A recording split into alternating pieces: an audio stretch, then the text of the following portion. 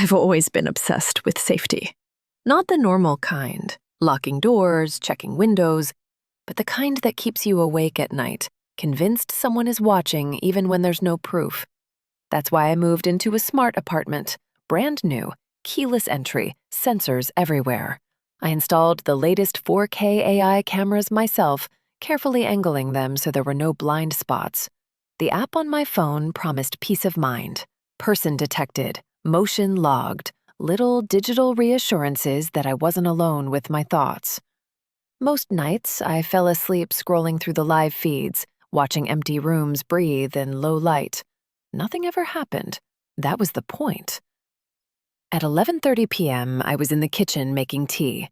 The apartment was quiet, except for the kettle warming on the stove, a soft metallic hum building toward a whistle. The living room was just beyond the open doorway, dark, still, familiar. I could see the outline of the sofa. The TV was off, everything exactly where it should be. My phone vibrated against the counter. Motion detected, living room. I frowned. I hadn't moved. No pets, no drafts. I picked up the phone and opened the app, expecting to see the empty room confirm what I already knew. The feed wasn't labeled live. It was labeled clip. On the screen, someone was sitting on my sofa. It took a second for my brain to understand what my eyes were seeing. The woman on the screen wore my pajamas, the faded gray shirt, the soft pants stretched at the knees. Her hair was in the same messy bun I'd twisted up before dinner. She was leaning back, bathed in the soft blue glow of a TV that wasn't actually on. I looked up from the phone and into the living room. The sofa was empty. The TV was dark. I looked back down. She was still there. My thumb trembled as I noticed the timestamp at the bottom of the video. 11:30 p.m., current time. My first thought was a server delay, a glitch. Maybe it was pulling footage from yesterday and mislabeling it. That made sense. It had to.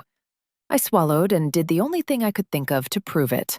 I raised my hand slowly in the kitchen.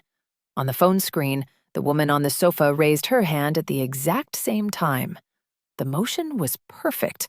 No lag, no delay, like a mirror that didn't belong to me. My heart hammered so hard I felt it in my throat. I lowered my hand. She lowered hers. I didn't breathe. Neither did she. That's when it hit me. The camera wasn't showing a recording. It wasn't delayed. It was showing something else. A different version of the same room, same time, same me. I stood frozen, my fingers numb around the phone. On the screen, the other me stopped moving too. For a long moment, we were both still, locked in that impossible synchronization. Then she did something I didn't. Slowly, deliberately, the woman on the sofa turned her head toward the camera lens, toward me.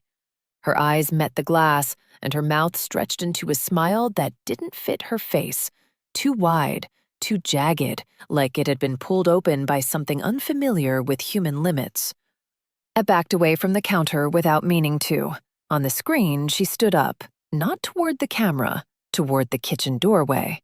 I looked up, my vision blurring as I stared at the empty doorway in front of me. The darkness beyond it felt thicker now, heavier. The kettle began to whistle, sharp and shrill, but I couldn't bring myself to turn it off. Footsteps sounded on the hardwood, slow, bare. I saw nothing. My phone pinged again. User has logged in from a second device. Before I could process that, the video feed switched. The screen now showed the kitchen. It showed me, standing by the stove, phone in hand, face pale and eyes wide with terror. And right behind me on the screen, close enough that her breath should have been warm against my neck, the other me reached out a hand. Her fingers hovered just inches from my shoulder. I didn't feel anything. Not yet.